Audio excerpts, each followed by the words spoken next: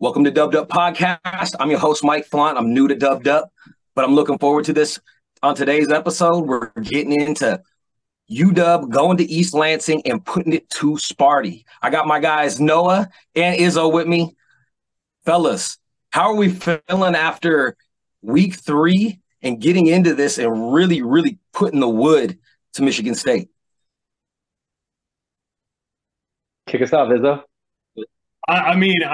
I'm just like everybody else, man. I mean, from just the banter that's been going on for the last 9 months, waiting a long time for some real football to kick off. I think we played a couple opponents that we knew we would take care of. And I think if you look at this game on paper, we felt like we were going to take care of business, but to go out and just absolutely obliterate a Big Ten team in their stadium and take over their trap as what's going around right now. It feels fan-friggin-tastic, man. How are you feeling about it, Noah? Yeah, man. That's an absolute dismantling. We go up 7, 14, 21, 28 quick, and all of a sudden you can tell their defense is just, dude, they're getting punched in the face. And what Tyson say, you know how real they are by how they react after they get punched in the face the first time or whatever it is. And dude, we just put it on them, man. It's an absolute what you're looking for. When you're number 8 in the country, it don't matter if you're playing at home, on the road, on grass, on turf, whatever it is. Dude, we're going in there. We're trying to take your soul, and that's what we did.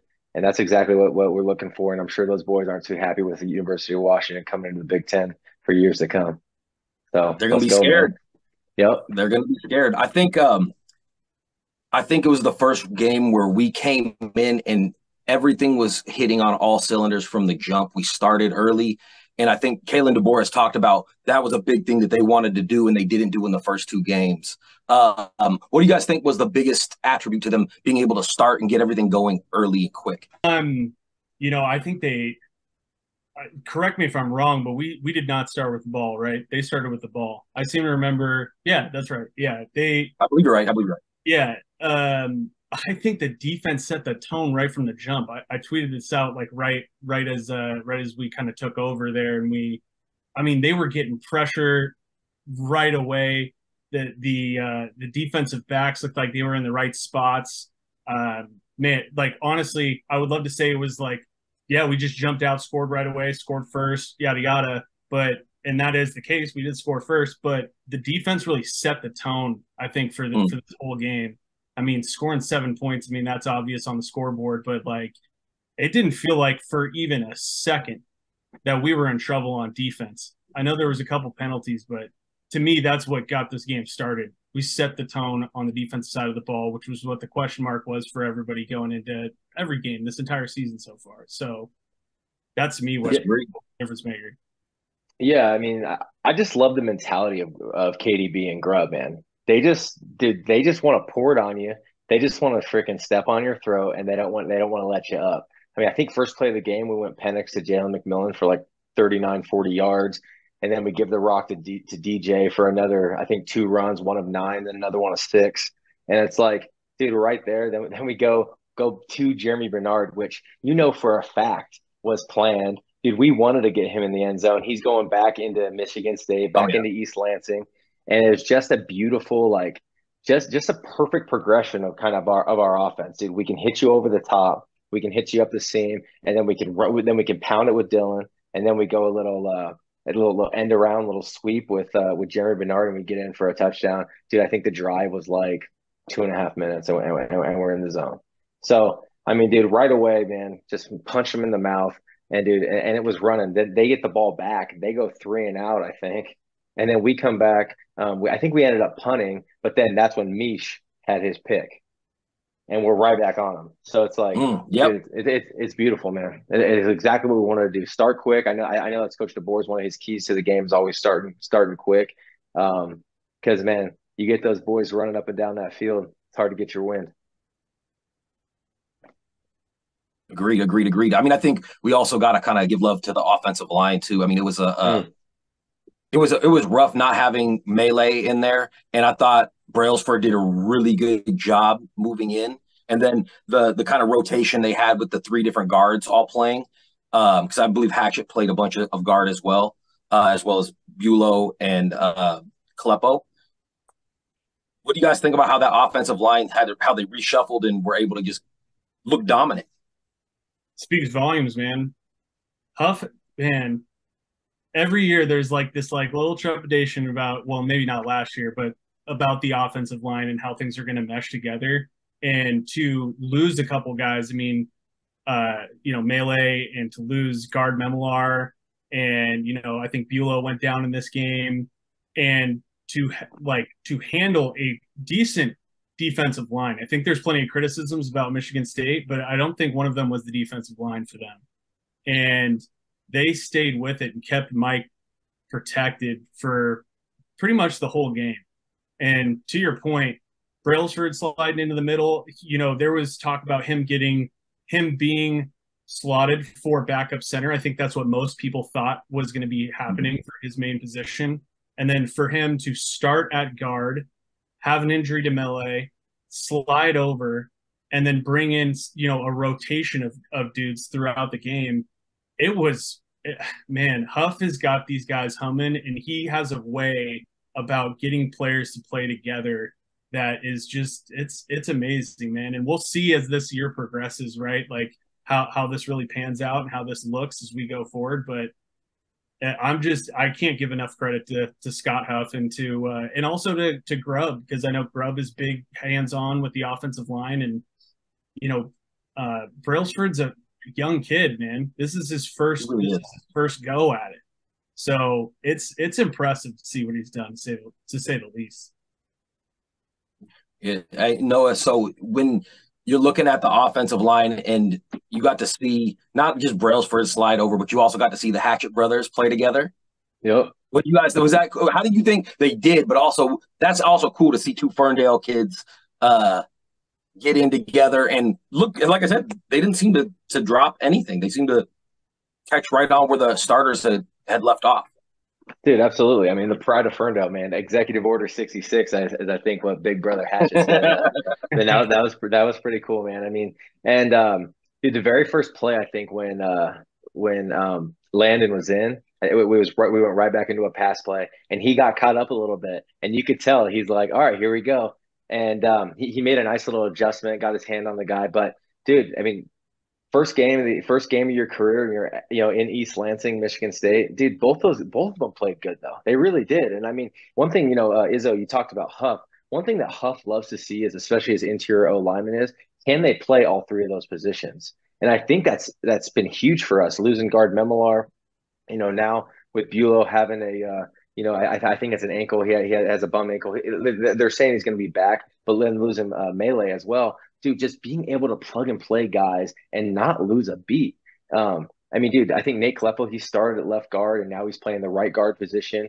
And I mean, it's just, dude, we had Brailsford starting at right guard. Now he's a starting center. So it's like, that is such just a plus to Huff and just kind of how he's prepared his guys. So I just love seeing that.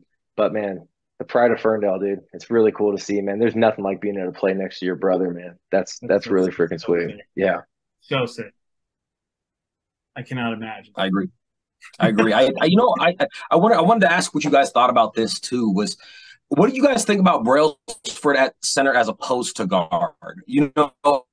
I've been watching film of the first 2 weeks, and as far as pass blocking goes, I think Brailsford is one of the best guards I've seen pass block in the last 3 or 4 years when it comes to UW football. I noticed there was some times in the running game when he would pull and hit a defensive end that was as big, if not bigger than him, and might get stood up. At center, it seems like he deals with less of that.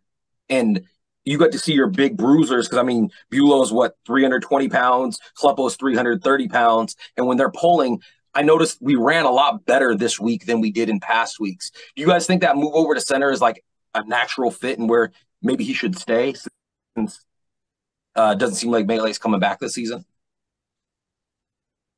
Go ahead, Noah. Yeah, no, I mean, I would say there's no question it's a natural fit. I mean, he's 6'2". I think he's 280, 285 pounds now. I mean, he has so many of the tendencies of Nick Harris. It's crazy. Long arms, great feet. He sets his feet perfectly in the run game. He doesn't get off balance. So when a guy puts a move on him, it allows him to recover quick. It allows him to get up in guys. He's a little shorter at 6'2", but what that does is creates that low leverage and those power angles that he has. So I think him moving to center now is just, I mean, in the long run, hot take. All right, Uncle Nono's coming in right here. Ready? Here we go. First hot take of the day. Parker Brailsford will be an All-American before he leaves the University of Washington. Book that, baby. Let's go. I love that. I love that. I don't even know if that's All-American, I guess you could say that's a hot take. I'm in total agreement here with Noah. Like, he the way he moves his feet and is not afraid of contact. Like there was one thing that was coming out of camp with him that was a consistent. We knew because we talked to people who were close by him, and we talked to plenty of people around the university. But the one thing that came away constantly is just how strong he is, regardless of his weight. Like, that's why he got the nod, is because he does the fundamentals well. But it's not just that he does the fundamentals well and that coaches like that. And so they were like, let's reward that and put him in. He earned that spot. And the reason why he earned that spot is because he, like Noah said, he gets right up in guys. And he is a strong kid for 285. And I'll say this, he looks the part more than Harris did at his age. Harris was – there were like when you watched him, you're like, he doesn't look like just he carried some weight around his gut a little bit, maybe more than when you look at Parker and you're like, dude, the kid is solid, man. He's just rock solid 280. And, I think that makes things versatile. So to your question, Mike, do I think it's more of a natural fit? I think they had him in mind, like we said, as the backup center, but he's versatile enough to move, to both spots. I think ideally they'd like him at center. But I think it's just a nod of approval to be able to feel comfortable to take a redshirt freshman and plug him in at guard on the road against a Big Ten team like Michigan State. So I think they're comfortable with both. I think ideally they'd like him at center, but I think he's just too hard to keep off the field, and that's why you saw him at guard. Dude, he's actually he's actually the third strongest kid on the team as a redshirt freshman. Like, think about that. Dude, that's insane. That's insane. Yeah, that is absolutely. Yeah, I guess like that versatility that we have with all those guys on the inside, where they can switch from side to side. A handful of them can play center. I think it's going to pay dividends, and it is, because we already are getting bit by the injury bug. So to have people that can fill in and us not skip a beat is great, especially against a good defensive line in Michigan State, because Michigan State was also undefeated going into the game, which I know they didn't play anybody big time, but going into an undefeated Big Ten's home, and you're literally taking their food from them in front of their mom. You know what I'm saying? And then to expand upon the offensive line, we also have the two tackles that have been rock solid as you can get. I mean, they're both looking like eventual day one, day two picks. And the biggest thing is they're keeping the big man upright. I mean, Michael Penix, I don't know how we can't talk about Michael Penix. Heisman extraordinaire. He looks like the best player on the field all the time. What do you guys think about his day, even though it was only 2.5 quarters? No, sorry, Mark. Yeah, I mean, it's hard. It's hard to find that like a place where he's doing anything wrong. Like, you look at the stat lines, and there was some tweets coming out about like where guys were ranking pass yardage wise before this game started, and Shot Air shows up right at the top, right? But he's playing every single down of every single game so far. I think it was like 98% of snaps or something crazy. Penix is at like 87, something like that. It's in the 80s for percentage of snaps, and he's leading the country, having sat a quarter and a half of this game. He had 4 touchdowns in the first half. I don't know how many of the 470 he threw in the first half, but I mean, man, we are on a train that's headed towards the Heisman Trophy if this type of thing continues. And I'm sorry, like, I can't be convinced what secondary is supposed to stop this offensive passing attack. Like Nate, I'm not afraid of any defense that we face. There is no way they match up with these receivers. I mean, I'm talking about in the country either.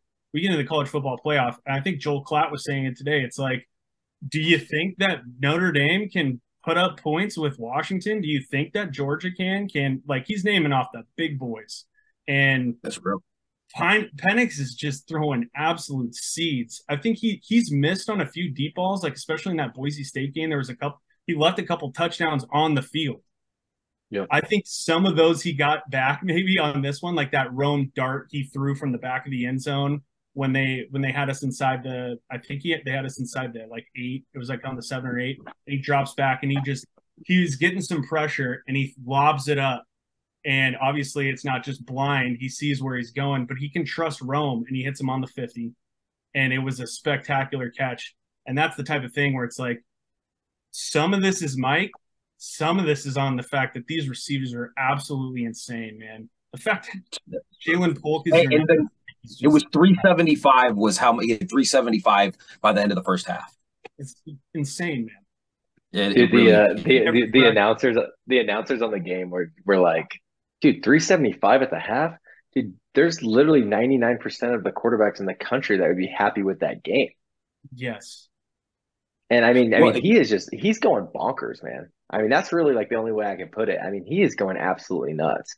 And Izzo, you bring up the receiving core too. I mean, dude, when we go 3 wide, when we go trips one side, right? And then you got the one who's the farthest guy outside, right? So, dude, what's scary when you're looking as a secondary, looking at those guys, dude, you don't have the sideline that you can use as your friend with, that's what you got with the number 1 as that corner. Dude, now you got Polk and Jalen. Dude, they can run all over the field. And then that's what we were doing with Westy too. We were bringing him out of the tight end position. And dude, we're just confusing the defense and we're just running free. And I think what you're seeing is that's just the mastermind of KDB and Grubb and the offense they have. They put the defense in position where they literally don't know who to guard. And Mike understands the offense so well that he goes, okay, that safety comes down, boom, the guy's wide open over the top. I mean, it's a perfect relationship of the signal caller and like the dudes in the booth that are just getting it done. I think somebody was saying, and I know we're going to probably talk about the receivers, here at some point, but during the game I can't remember who the announcer was, but he was saying there's 4 receivers on this team that are going to go into the NFL probably next year. He's talking about Jeremy. I think it must have been after the Jeremy touchdown. But it's like, dude, we haven't even seen Denzel Boston yet. There's like, it's just so so deep. Yeah, dude, I'm a little bit disappointed we haven't seen him. You know what? It was an interesting stat that I noticed about Michael Penix. So far this season, I don't think he has a game where he's thrown more than 40 passes. I don't think he's thrown 40 passes actually in a game. I think he's been really close, but he hasn't got there. Where you're seeing like Shedeur Sanders, you're seeing Caleb Williams has thrown a couple less the last couple games, but they're having 40-something, even 50-something attempts. Penix is he's extremely like what's the word I'm looking for? Sorry, my brain's going blank. Well, but he's also being efficient. That's the word. Sorry, he's being extremely efficient and not wasting anything. He literally, like you said, he's 375 at half. He ends with 473. He threw for another 100 yards before they took him out partway through the third quarter. Yeah, it's a fun time to be a Husky fan. Dude, the other thing that's super fun about Penix is, dude, it's not like everyone talks about our wide receivers, and you should. But dude, I think he completed passes to like 9 or 10 guys against Michigan State. And I mean, dude, Westy had 3 touchdowns. I mean, I'm serious, man. He's like solidifying himself, like slowly but surely. He's solidifying himself as like one of the best tight ends in the Pac-12. Yeah. And I think, and we kind of talked about, our room being good, right? Like, oh, we have a bunch of very good. We have Devin Kolb, we have Westy, we have, we have Cuevas, we have Quentin Moore. It's like, but dude, Westy's kind of like, this is my last year, and dude, I'm gonna show you what I got here. And I mean, I'm sure he wants to go play on Sundays, right? Dude, you want to know an interesting thing about Westy that I heard? This is crazy. How many games in high school did he play? He No played idea. two high school football games, and Really? he walked onto the UW and was like, "I think I can play football." Yeah, dude, you can play football, big fella. Yeah, You got to be absolutely. one hell of an athlete to do that. Dude, isn't that crazy though? I mean, He he Insane. so he's got to be one of the most. I mean, we saw last year with him jumping over dudes and like dude, yeah, he's a freak athlete. I think he's 6'2", 6'3", so yeah, that's not draft wise, but I mean, who cares? Like, the guy blocks. He's open all the time. He's athletic, good after the catch. Like there's not really much of a knock on that. He had 3 touchdowns. I mean, that's from your dude. tight. I think people would talk about Jack Westover like as he's kind of built his career, like, oh, he's the lunch pail guy. You know, Yeah, he's a walk on. He's the lunch pail guy. He just comes and he's always there, and he's Mr. Reliable, dude. He's Mr. His lunch pail is full Playmaker. of food. He's eating. Yeah, bro, he's He's playmaking, eating. and he is, He's and that's eating. what's That's why he's the lunch pail guy, because he's eating, and it's the yep. truth. Um, I feel like we could talk all day about the offense, but we started off with the tone. You said, Izzo, you said it the best. The defense set the tone of the game, and I think if you got a game ball, you might have to give it to them because the starters didn't give up anything. When I saw the last touchdown, it was like 2 walk-ons that were trying to make the play. So we had a lot of guys get time on the field, but the defense, 7 points. I mean, you can't ask for anything more out of our defense, especially when we had questions leading into the game. mm-hmm. This is not a quarterback in Kim that is just a podunk quarterback either. I mean, he lacks some stuff size wise, but coming in, he had a good stat line. And Michigan State fans, I know just from reading their tweets, they're pretty high on him. And he could not put a drive together, man. Nope. He was struggling. And I know we're going to go into this, but I think we'd be remiss not to bring up ZTF on that first sack. The bend and athleticism that he has after blowing that Achilles, man, he looks so fast. Dude, shot out of a cannon. Absolutely. I thought he was going to be able to get rid of that ball. I'm like, I don't know if he sees him. I don't know if he sees him. I don't know if he sees him. And he just blew him up, man, on that Yep. what should have been a fumble. But how much exactly? What happened there?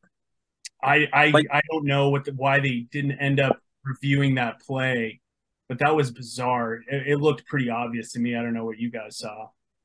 Coach DeVore said today that in his press conference that something along the lines of the referees literally said that the booth told them we don't have enough to review it, and I'm just That's like ridiculous. That's absolutely ridiculous. Yeah, and then like a quarter later they reviewed like that catch that was like on the ground. Like it was like you're going to review that, which you should, but then you don't review the sack fumble, which. All right, is what it is, but that's just at the time I wasn't too happy about that. For sure. Yeah. What do you guys think about the corner play? I know we got news today that Davon Banks is out for the season. Yeah. What do you guys think about who had to step up in his place? I really like the way he is playing. Banks looks like it reminds me of like Desmond Trufant. Like when he came in his I don't know, his freshman or sophomore year, he had a rough go of it, and then ended up just maturing into a really, really good corner. And it feels like Banks was doing the same thing. He has got that ability to hop in front of routes that you see like with guys like Asante Samuel, even though I wouldn't say he's Asante Samuel. No, I got you. What do you guys think about how everybody else did? Dixon, Jackson, Muhammad continues to be solid. What are your opinions? Dude, Jabbar Muhammad, I mean, he's a lockdown corner. Yeah. I mean, but he's got everything that you're looking for. He's got like the toughness. He got that swag. I mean, he can run. He can run with any wide receiver we've seen so far. I mean, he is everything you look for. I love seeing Elijah, kind of get his feet under him a little bit, make some plays in front of him, break down, make some tackles. Thaddeus Dixon came in and also looked pretty good. Jackson and Dixon, they still got some ways to go, but that's fine. dude, for what we saw, and then for Mish Powell, I know he's not a cornerback, he's like the Husky, but for him to get his first pick, dude, he's had so many like pass breakups and so many like big plays in his career. But him to finally get that one pick, dude, watch, here comes a couple more quick. Because that's always what happens. It's like you can't get that one, can't get that one, and then you got a waterfall of them, and then they come. So it's really cool to see, man, a local kid finally get that first pick, especially Great in his read final too. year. Dude, yeah, jump that route. Yeah, great read by him. That's exactly why he's put in that position, man. Yep. It's because he is great in that spot. Keep everything in front of him. Play to his strengths, and that's what you see again. You got coaches putting guys in positions to win, and they look great. And that's with you're down your cornerback.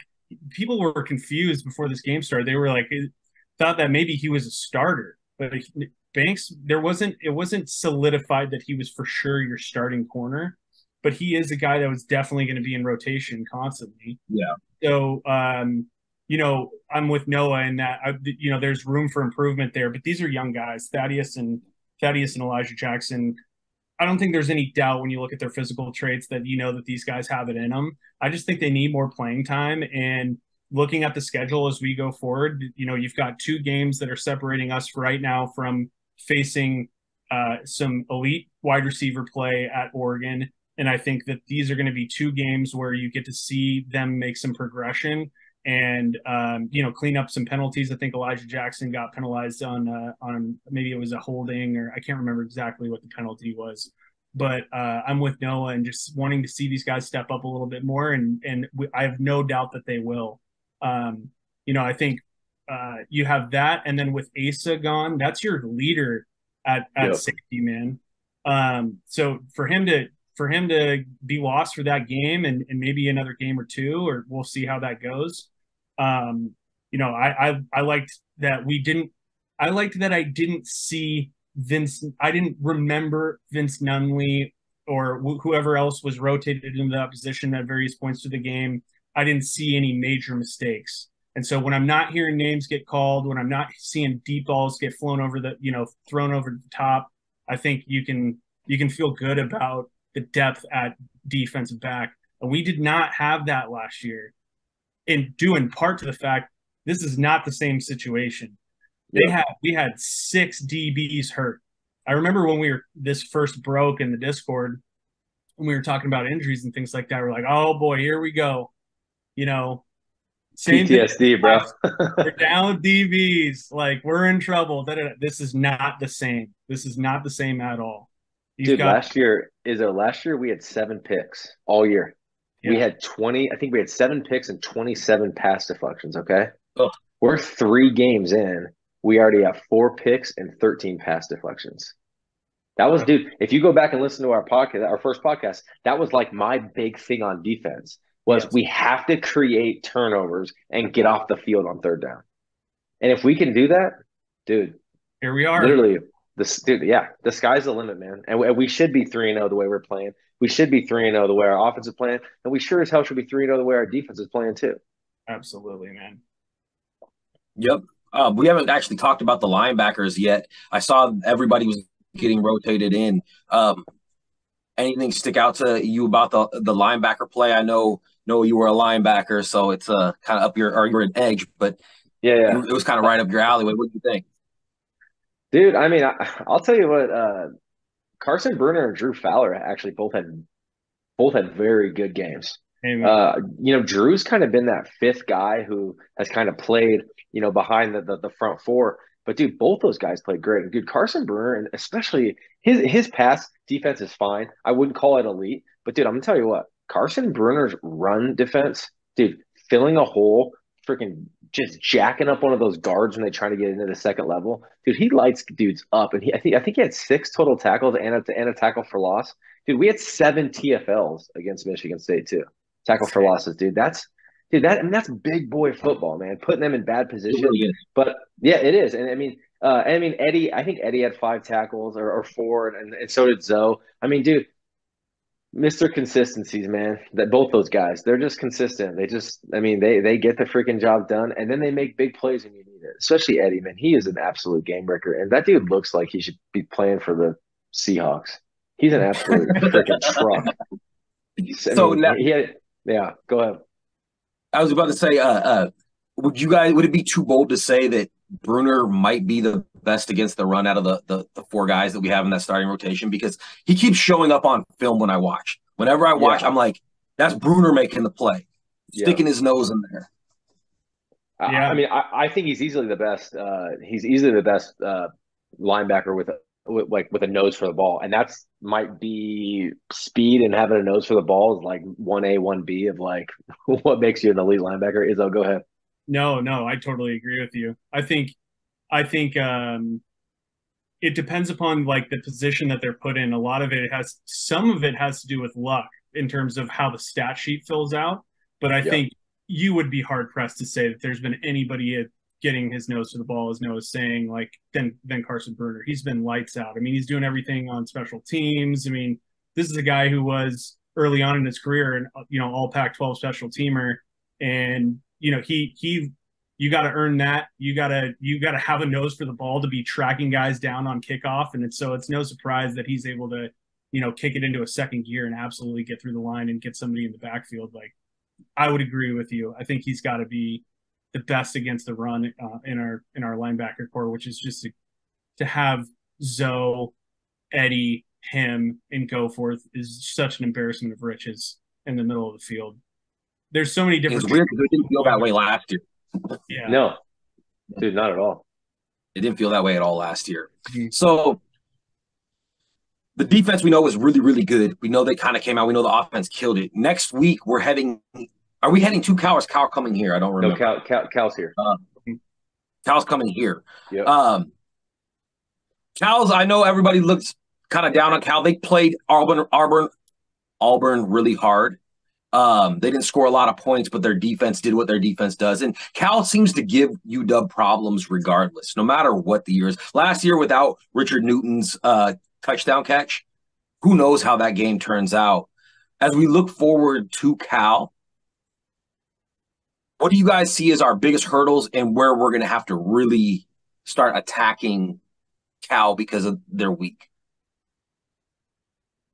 Yeah, I mean, I think we I'll jump in here real quick. I mean, I think you hit the nail on the head. I mean, Wilcox is very much a defensive minded coach. And that starts with Wilcox, but I mean, it kind of finishes with Peter Sermon. Dude, he's been a coach for a lot of years. I think this is like his 6th year at Cal as a D coordinator now. And dude, they've given us fits all the way back through the Peterson era, through the Lake era, obviously. And then, I mean, even last year, I mean, they slowed us down a lot. I will say though, I think Coach Grubb said this might be one of the better secondaries we see. Definitely up to this point, but it might even be like one of the best secondaries we see, this year. But I would be very frustrated if we don't score within 35 to 42 points on this defense. Mm-hmm. And I'm serious. Once again, I just don't think they have the dudes that can match up with the talent we have on offense. I agree. Yeah, it starts up front. I think you can bank on this, like Noah's saying. Wilcox is a great defensive mind. His defenses are well coached. I think they're going to know that. I think they're going to know to attack the interior offensive line with the injuries that we have there, and so that's what'll be for me the key to this game and being able to expose what we would hope would be weaknesses, because I don't think that the secondary underneath him is ever going to be really a weakness. And so, to Noah's point, I don't think it matters, because I think that we say this every week, you have to score with us. Cal is going to have to find a way at 7:30 at night with the new LEDs and all that, whatever that means, the hype, the drinks flowing. Good luck, man. I mean, students are back. I do think here's what I could see in this game. I could see a slow start, and it'll be interesting to watch the way the offense adjusts, because to this point they haven't started slow. Well, I guess you could say Boise State, they started a little bit slower, but that game was never really it didn't ever really seem like a huge challenge. I could see that. Well, you know what? I could see this game being a lot like Boise State. But again, whatever secondary that they're going to bring out has to contend with 3 day one wide receivers and a Heisman quarterback.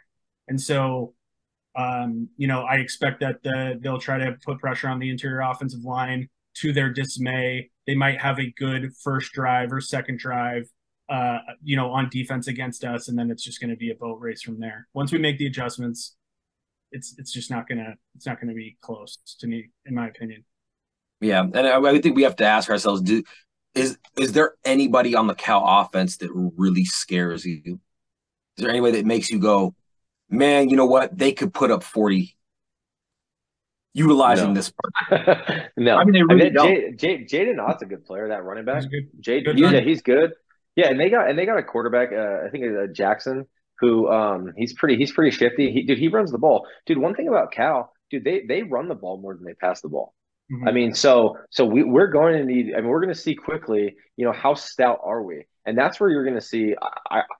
I've been harping this, but I'm telling you, you get Thule and MJ Ale up front, dude. You got to double team those guys to move them. You seriously do, dude. MJ Ale has come so far. Izzo, you were a year too early on your prediction with him, which is fine. But I'm saying, dude, he has come so far. Dude, he dropped that weight. Dude, he has had, I don't know, I could look. I don't know what his stat sheet is per se, but dude, I'm going to tell you what, man.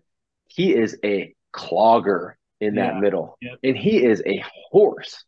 And it's just, dude, he is a tough, I think he has like 1 solo tackle, 3 assists, on the year. So his stat sheet doesn't pop, but dude, he does his job. And I promise you, the coaches they have no problem continually running him out there because he does exactly what they want. Clog up those linemen and let our linebackers run free and make plays. Yeah. I would love to see, that's a great call. I would love to see them put Shade Bruner to the side as ZTF, because if they're going to try to run the ball effectively and do this strategy that hasn't yet worked against UW, which is try to control the clock on the ground, if they try to go that route, you would think they're not going to try to challenge the middle as much, or maybe they do a little bit, but they might try to run to ZTF's side, knowing that what we're asking of ZTF is to rush the passer. Yeah. So if they try to do that, shade Bruner on that end and put Mish on that side too, and try to contend that way, because we know that we were talking about this before, Trice hasn't popped, like he didn't pop in the Michigan State game. And he's getting doubled and all this stuff like that. So if you're going to try to go, I just doubt they're going to try to run at Trice. You know what I mean? And that's side of the ball. But we'll see. They'll probably mix things up. But shade Bruner on the side of ZTF and let them try to beat you on the run. Good luck. Boise State tried. And if it's like anything they've done the whole year, if you look at their numbers, they run way more than they throw, and it's because when they throw interceptions. They have 2 quarterbacks they've been playing, Finley and Jackson, and they've got 4 TDs total and 3 interceptions total. So they're going to really try to run the ball because they literally are running the ball 2/3 of the time right now. Yeah. And so I think that kind of plays into what our defensive line, our front 7 is really, really good. And I think, like you said, if we bring an extra guy into the box, we're going to dare them to beat us with their receivers, and they just don't do that very well. They're kind of built for a team like us, and so I can see that playing out in UW's favor. Agreed. Yeah, I think Vegas has this line at 20.5, something like that. Yeah, that sounds about right. End of the day, it's just a massive talent gap between these 2 teams. Yeah, it really is. It really is. I don't see any other way that I don't see a lot in the that's working for them that's going to really pose a big threat to UW offensively. It's more of us not getting stymied on the defense or looking past them and playing slow and then catching up. I think like I said, it's hard for me to see a way where Cal's coming out of this with a victory. Hey, I'm going to put the glasses on. Oh, let's see it. Uh-oh. I don't think there's a team in this conference that we play this year outside of maybe USC that challenges UW at key positions in the talent game. There's a talent gap between UW and every team on every game that we play this year. So good luck. So good luck. I like it. Good luck. I don't see any of that. Like I said, I think you might be correct because our defense is looking way better than it looked a year ago, and we're looking strong. Any last real thoughts on Cal? I know we're let me ask you this: predictions. Give me some scores for the Cal game. Izzo, you go first. I'll go 42-20. 42-17, 42-20. Yeah, all right. Just because our history. No, just because our history with them. 41-17.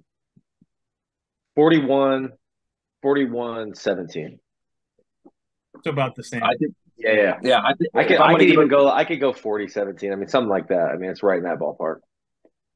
I don't think their offense is going to score. I see us going 38-3, maybe struggling a little bit in the first quarter, but them not being able to move the ball at all. I think it's going to be all day. I don't think that is a horrible call. I mean, how big of a gap is there between Cal's offense and Michigan State's offense? See, I think I kind of go back to the Boise State. I think it's going to be somewhat of a similar game to Boise State, even less threatening. Well, and also with Michigan State, like going into that game, their quarterback was the top passing quarterback in the Big Ten up until that point as far as yardage goes. Their running back was the top running back yardage-wise going into that game as well. Where with Cal has got none of that. There's not even – They got Ott, and that's – yeah. And that's well, and if I'm looking at Ott right now, Ott is their leading rusher. They have another guy that's got a couple hundred yards as well. But Ott's got 270 yards on 40 carries. He's averaging 6.8 yards a carry and has like 3 touchdowns. But I mean, that's what they're going to have to do, man. They're going to have to. Yeah, he's a good player. Yeah, he's a good player. Absolutely. They got that transfer. Yeah. They got that transfer from Oregon too. Byron Cardwell. Oh, right. I don't know. It doesn't look like he's been playing though. At least not really reporting any stats. Yeah. No, you're probably right. That's interesting. We do get to see a familiar face though. We get to see Taj Davis, who's getting actual PT and playing. I hope they announce the players. Well, they're not going to do that, right? They're not going to be like starting at wide receiver. No, they probably won't. They should for Taj Davis. He should get. Yeah. He's going to get a ton of love. Once UW's up like 35-3, 35-10, they should show that highlight of him running up the sideline. Oh yeah, absolutely. I bet that'd be sick. Oh well, actually, I don't know how would Cal feel about us being like, look at what he did for us. Fucking love this guy. Dude, Taj Davis, man, that was one guy. I love Taj Davis. Yeah, he was legend forever, man. He's going to be a hero in Seattle forever. Yeah, for sure. That play was amazing. So real quick before we move on, is there anything else about Cal you guys want to touch on before we move on? No, dude, just win handily. Come. Boys are coming home. We got a week, to get ready. Just take care of business, man. Like let's just go. Let's go 1-0 this week and go into Stanford. Go down to Arizona and just dude go 1-0. The Dubbed Up Podcast is brought to you by Auto Media. Make sure you like, subscribe, and share our podcast. Our Discord, which is where all the information that you need, insider information on a regular, get that VIP status, but it's free to join. Link is in the bio. Make sure you go check out the Dubbed Up Discord. Also, we're on Twitter as well, at Dubbed Up Huskies. You'll see it right up here. All right, moving on. So speaking of the Discord, we posed a question to the Discord this week being like, what do you guys want us to to cover. And one of the big things that people brought up, which we talked about a little bit already, was the Hatchet brothers playing. Like I said, local celebrities, they wanted us to bring up a little, they wanted us to talk about them a little bit. So we got it into a little bit. Is there anything else you guys want to add on the Landon Hatchet, Gary and Hatchet story? Because it was cool to see them both playing, see the two names right next to each other. Yeah, I think one of the questions was like, how do they actually look? Like the projection, how do they look going forward? Mhm. I mean, dude, both those guys to me look like bona fide starters for you to like. I mean, no question. Dude, Landon, like I said, he came in. I think a lot of us projected him to be like a center. I mean, he came in, played left guard for Bulow, and Bulow went down. I mean, dude, there's some rumors that Hatchet might be getting a nod to play early this week. So I mean, dude, from my perspective, the snaps that they got, dude, those guys will be big time pieces for the University of Washington for a couple of years to come. Yeah, it's gonna be hard to keep them off the field, man. Especially when you come in and you answer the call like that in the way that they did. I'm talking about meshing together on the offensive line and Scott Huff. I mean, how much more can you mesh together than being brothers with the guy who's starting next to you? So I see them, playing a lot this year. Obviously, in rotation, I see Landon playing a lot this year. Kieran definitely, stepping up into the roles that he needs to step up into.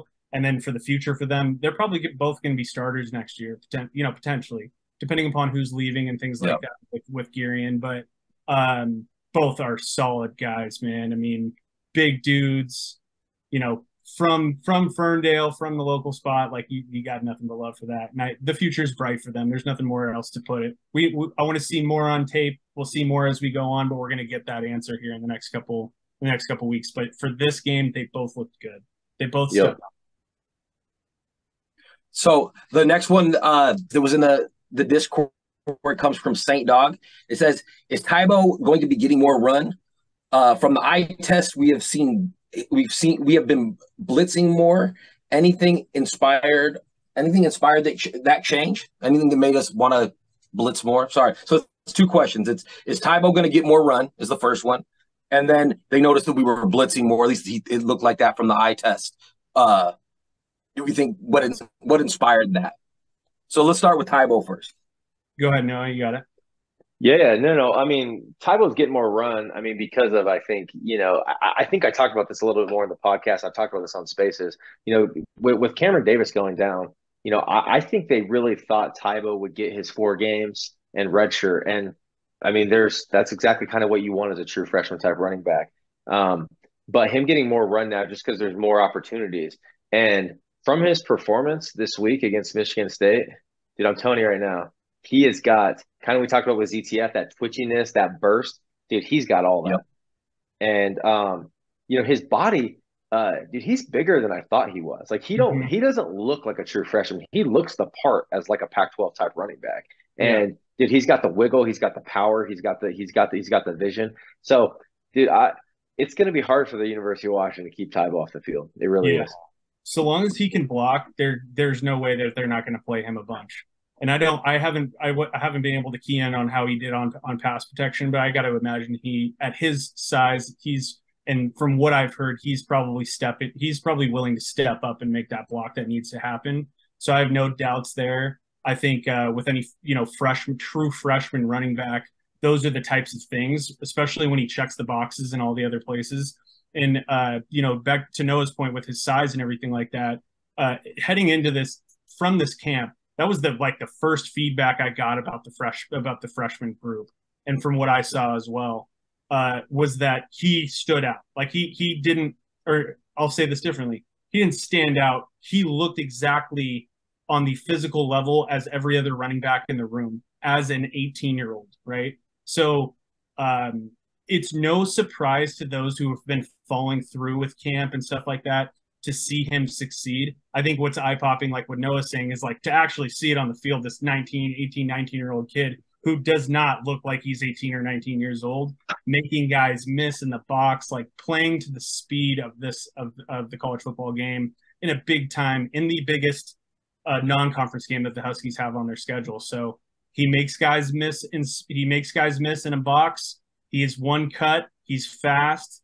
He's big enough. And I mean, they're going to have a hard time not, if we're dealing with injuries in the running back room, not having him play this year and forego his red shirt. But that's going to be dependent upon whether or not they need him, because Will Nixon hasn't looked bad. DJ finally kind of had moments where he really looked like himself from last year too. So not to go on too much of a tangent, but yeah, he's gonna be hard to keep off the field, man. And that's not, it's a blessing to see, to have this explosive of an offense and have a true freshman running back that you can rely upon in game situations too. So. Yep, and the production doesn't lie. I mean, both him and DJ went for over 70 yards this week, and we were a lot more balanced than we've been our whole season. Totally. So I think you're definitely going to see more Tybo because he just looked too good. So going to the blitz, did you guys notice more blitzing? And if you did, Noah, what's the scenarios where you're noticing any of the blitzing? Because that was St. Dog as well. I mean, I think that's a pretty simple answer. I mean, I think against Boise State and Tulsa, dude, I think that was about as vanilla as you're going to see a William Inge and Chuck Morrell defense. I mean, you just don't need to show anything. Against Michigan State, we're running stunts, we're running different blitz packages. We're bringing corners and at the Husky position coming off the edge. So I mean, it's exactly what you want to see, and being able to have the ability and have those players that can blitz literally from all over the field. That's exactly what you're looking for. So I think that's So St. Doug, your eyes are dialed, bro. That's exactly what you saw, and that's the reason. And I think part of that too, just to add on, is why they may have felt that they wanted to show that a little bit in this game is because you do have new DBs in the game. And so what do you want to do if you want to make sure that those DBs have good opportunities and are put in a position to win and win that play? Is you have that quarterback have less time. And he's a somewhat mobile quarterback. They seem to be handling Braylon Trice to a degree. ZTF was running wild, but he's not going to run wild on every single play. So you have to mix up those packages to keep your DBs from having to cover on an island for 4 seconds, 5 seconds. You need to get pressure on that quarterback. And I felt like that their way for compensating for maybe some newer faces at cornerback and at safety is getting pressure to Kim and making him get rid of the ball quicker and making him uncomfortable. So I don't think we're going to see blitz packages constantly like that. But it's I think we will consistently be blitzing more so long as we have some injured defensive backs, especially Asa Turner. It also keeps them on their toes too. Like for me, when I was coming up, I used to love that Jim Johnson defense in Philadelphia where he blitzed from everywhere. And, you live and die by the blitz. And I don't think we do that with us, but I liked how it kept quarterbacks on their toes. And I'm hoping to see more of that because what we do have is a lot of DBs specifically. That's what Jim Johnson actually did. A lot of he would blitz their safeties and corners. And our corners and safeties, like Elijah Jackson looks great blitzing off the edge. Yeah, and I think the other guys do as well. They got that dog mentality. Mish, I'd love to see blitz more because like I said, he goes after it. He sticks his nose in there. So I'm hoping that works out as the same way. Like I said to everybody, make sure you go join our Discord. We're going to probably be doing this every once in a while on our podcast. Is just answering those questions. We want you that are watching to have the questions you want answered. So Absolutely. Make sure you go hit that button and join our Discord. I have another crazy question, fellas. Like, what's up with the Pac-12? About to die, yet 8 of our teams are ranked in the top 25 right now. This is insane. This is like Pac-12 heyday, but better. Yeah. What's surprising you the most, Izzo, if you're watching the Pac-12 and you're seeing not just the top few teams that we knew were going to be in here. I mean, now the Cougs are ranked. Yeah. That's insane. UCLA is ranked. I mean, what do you think about this Pac-12 that we're seeing right now? And it's swan song right now.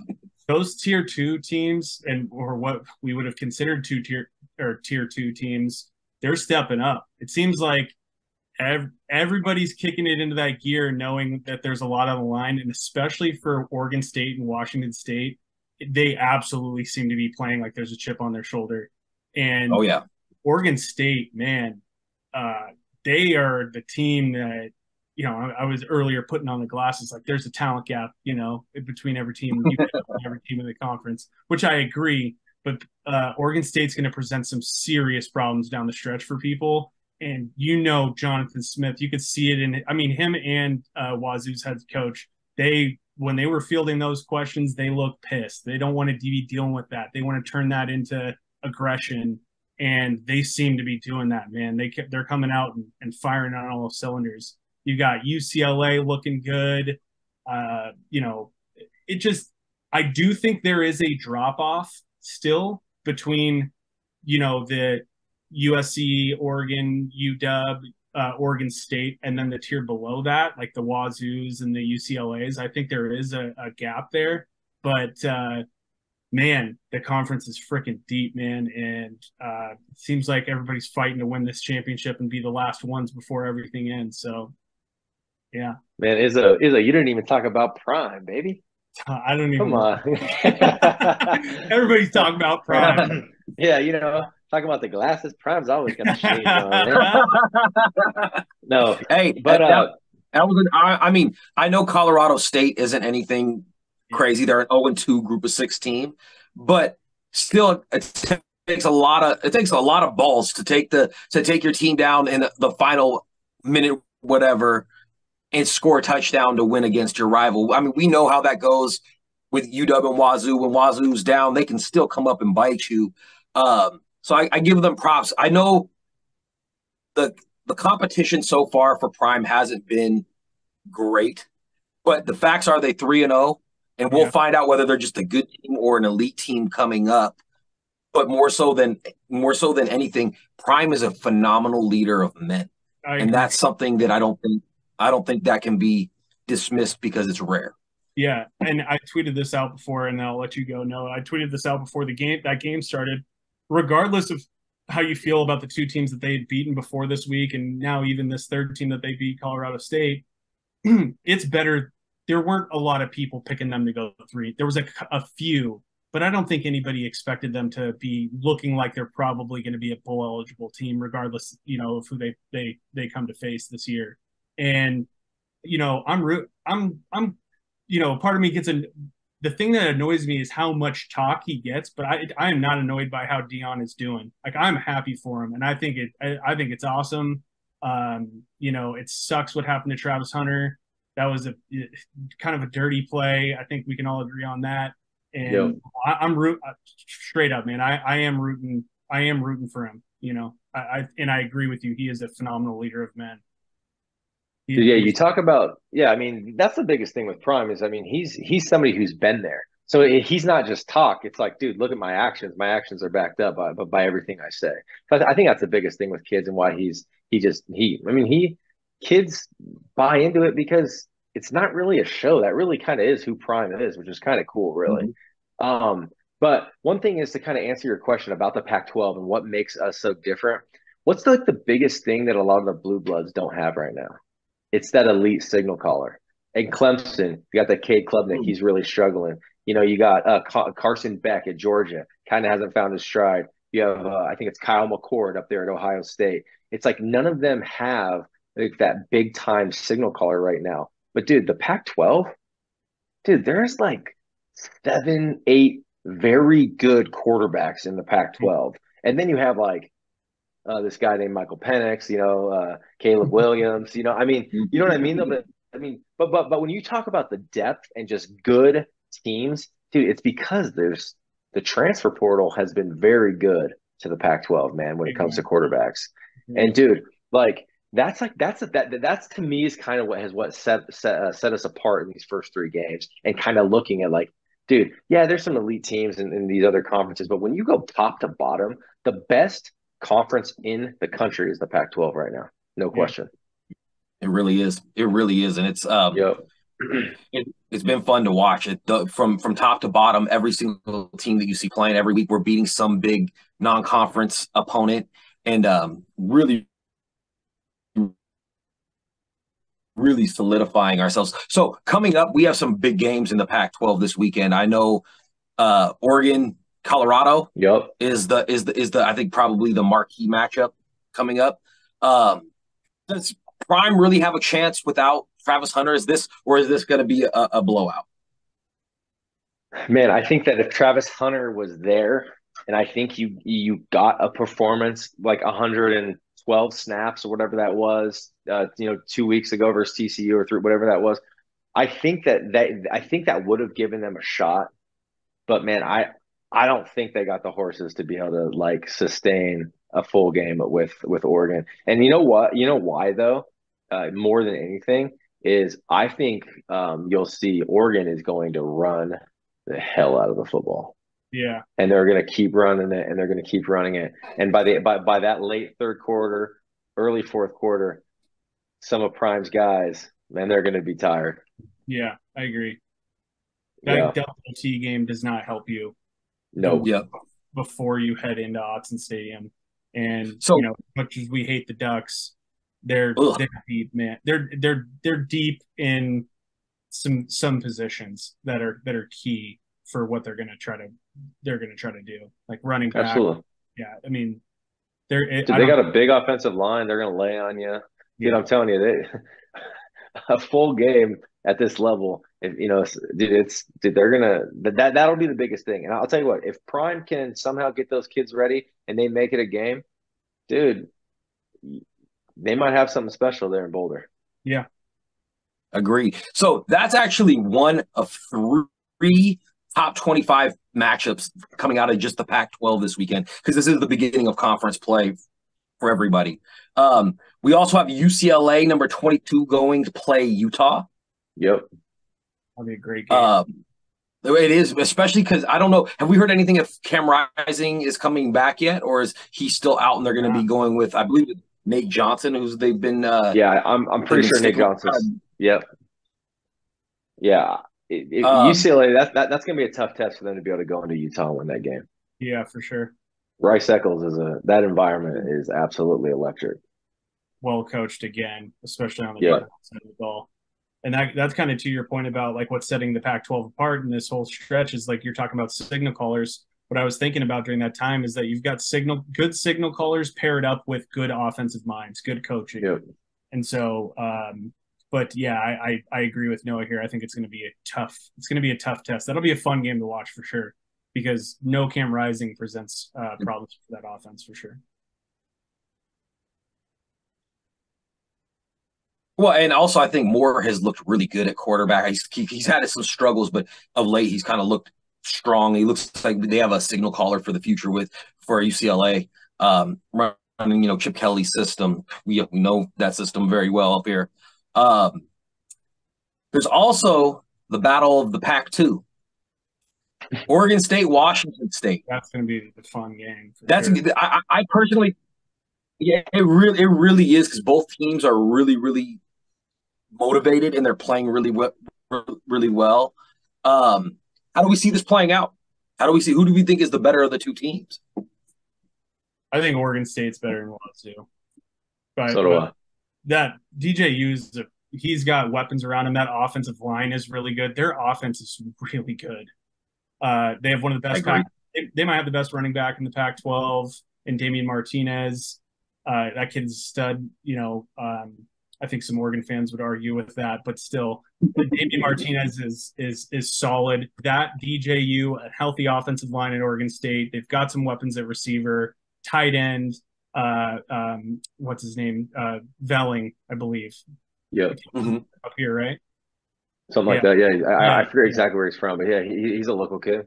He's a stud too, and so their corners are playing well. I mean, I can't see. I think Wazoo runs into Oregon State at the wrong time. Yeah, no, I agree. Yeah. So let me ask you something, Noah. If you're going to choose a quarterback, do you want DJU or you want Cam Ward? Oh man, I think DJU. Yeah, I think DJU. I think what you're seeing actually in Clemson right now is that I think Dabo Swinney's actually got a little bit of a problem in his hands with the offense they run, and I think, which it's kind of scaring me, but I think DJU wasn't really the problem. I think it was the offense they were running in Clemson, and I think what you're going to see from the offensive coordinator at Oregon State, dude, they're going to use all his weapons and all his tools, and dude, DJU. I think the line on this game, I think, is 3. It's at Pullman. It's in Pullman. Dude, I think that's a game I definitely put a little money on. I'll I take would Oregon State. too. I'll take Oregon State in that game for I sure. would too, to cover as well. Yeah. Yep, absolutely. Ooh, to cover as well. All right, hey, y'all heard it. Yeah. We're going with Oregon State. I don't think anybody that dons the purple and gold is going to ever choose Wazoo unless they're playing Oregon. So I think that's the way that it's going to play out. A couple of the other games, there's only two games. USC is headed to Arizona State. Do we really think Arizona State has anything for No, USC? I no. don't think so either. USC is going to And put then, up another 50 burger for sure. Yeah. and then Arizona goes to Stanford. And I don't think right there. do we think Stanford's got any chance against Arizona? No, no. They're going to get blown out. That's going to be a 2-touchdown game. Talk about any sports bettors that listen. Take that game too. Arizona is easily covering that 10 as well. Agreed. One thing. Have you guys seen that schedule that Arizona's got coming up? No. It's Stanford next week. Then they go Washington at home, at USC, at Washington State, Oregon State at home, UCLA, at Colorado, then Utah. I mean, they got an absolute gauntlet. They go back to back to back to back to back to back to back. 7 straight ranked teams. Good Absolute luck. gauntlet. That is brutal. Brutal. Yeah, get that I think W anybody versus in the Stanford. Pac-12 right now is dealing with that, though. Yeah, I don't know if it's that If you're bad, playing but the Pac-12 schedule right now, there's 8. There's only 2 teams that are not ranked in the Pac-12, so you're looking at the line share of your schedule playing ranked teams right now, and that's not easy. And if you're in the North, it's even harder because maybe. All right, hey guys, any final thoughts? Anything that we want to leave the listeners with before we get up out of here? Because my last thoughts are just that I really want to see, and this game will be the test. I think like there is so much hype around our program. Can we fill the stands against a team that we know that we are going to beat? So like, and whatever, you can view me saying that as like what, a faux pas, and that I'm saying I know that we're going to beat. I don't think there's any Husky fan who's like really truly super worried about this game. And how does that roll downhill? Like, can we fill this stadium as the number 6 team in the country going against a team that we are favored by 3 touchdowns in? That's what I want to see. And yeah, I want to see this defense continue to be stout. I don't want this to be a 1-game thing where it was like, oh, you guys didn't play anybody really that good. Michigan State's horrible and they had all these distractions. Like, let's continue to see us show up for games and beat teams on defense that we should, and be presented with different problems and still face that adversity and still do well. That's what I really want to take away from these next 2 games ahead of us going to Oregon. And I will say it again because I said it at the beginning of the season before we previewed this whole season. Stay healthy, please, especially on defense, especially in the secondary. The interior offensive line has got injuries. We've got to make it through this stretch before we get into October and November with our full team. Please stay healthy. That's what I'm hoping for. Yep. I want to see starters yanked in halfway through the third again. Yeah, no, that's my thing. We got Cal, and then we got at Arizona, and then we got a bye week, and then we got Oregon. Stay healthy. Ooh. Go 2-0, dude. It's going to be. I'm telling you. You heard me say it on our first pod. Huskies 5-0, Ducks 5-0. October 14th on Montlake. That place is going to be the new electric factory, bro. I'm telling you, it's going to be absolutely bonkers. I think College Game Day will probably be there. Big Noon, whatever they call that thing on Fox, they'll try to be there too. I mean, seriously, that's what I want to see. That's what you asked. You asked the question, what I want to see.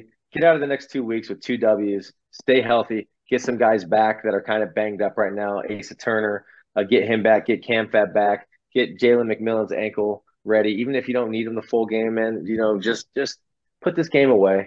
Put both games away. And And dude, let's see some dog football, man. We're 3-0. It's exactly where we expected to be, but it's exactly where we need to be to keep this train a moving. So, oh, yeah, brother. I'm so excited, man. The only last thing is, hey, we said we're not manufacturing anything over here for our Heisman quarterback. Let's look at the stack ranks right now, baby. I don't see no Bo Nix up there. I see Michael Penix in the mouth of every single national pundit. So let's go. This is where we're supposed to be. Let's ride, baby. You know what? Isn't it great being a Husky fan right now? There's literally it's so easy to have a podcast because we get to talk about all this pretty stuff. We don't have to fight and argue with each other yet because we're winning and we're looking good doing it. And so to everybody out there that's watching, please make sure to hit the like, subscribe, comment, share buttons. Make sure to go check out the Discord. It's free, but if for $8 a month, if you guys want to just join and get the inside information, Noah and Izzo are the guys. Trust me, everything comes first in that VIP section. So make sure you go and subscribe and check it out. Plus the chat, if you love talking dogs, it's a great place to go talk dogs. As somebody who is relatively new to the chat, I love it. I love going in there, reading everything that all the news that I'm thinking about, but all the news channels are not really covering is all being talked about by different insiders and people that really care about Husky football in that VIP chat. So make sure you go check that out. Yeah. Hopefully we're looking at 4-0, fellas. Yeah, let's go. And during the games, man, there's no more fun place than everybody's in these group chats, right? You've got your buddies that you know, but there are no more informed fans than the ones that are in Dub VIP. And in that chat room during games, it pops off, man. It is so much fun in there. People just going nuts, reacting, overreacting, talking shit. It's so much fun. So, that aside from the fact that, like Mike said, there is not anything that our members do not know. If there is something to know, they know it. And within reason, of course, we're not sharing things that are outside of shouldn't be shared. But if it is allowed to be shared, our fans hear it first. And you just can't compete with crowdsourcing and people chatting in a chat room. And if things don't get lost, so if there's something valuable that gets shared, it's broken out into our deep dive room, and Matt Stein's all over it. He's breaking down stats. He's looking at game film. He's talking about different plays. He's talking about the different recruits and how they're doing every single week and keeping you on the up and up on stat lines from the guys who are committed to UW who aren't here yet. That aside from the VIP rumors where everything is shared, I'm telling you right now, man, if you're a Husky fan and you're not in there, you're missing out, man. Come try us out. You can cancel anytime, but it's $8 a month, and you're helping support what we're doing here and allowing us to do this type of thing, man. So appreciate you guys and appreciate all of the people who support us in Dub VIP, man. You're allowing us to do this, man. You're allowing us to legitimize the time that we spend away from our families to do these types of podcasts and do it after work. We really appreciate you guys, man. Appreciate you too, Mike and Noah. Noah, happy birthday, buddy. Oh, thanks, buddy. Yeah. Yeah. 28 That's years awesome. All right. 28. That's right. Look sharp, buddy. Yeah. 28 for life. So, hey, make sure, like you said, you guys go check out that Discord, check out the Twitter. Also, Twitter Spaces after the game is the spot. It's like 4 hours of everybody shooting the wind with each other about the dogs. It's always really good. I think we're ready. Let's do it. I think we're ready for another W and another weekend of feeling good. So for Noah, for Izzo, I'm Mic Flont. This is the Dubbed Up Podcast. You guys have a wonderful day.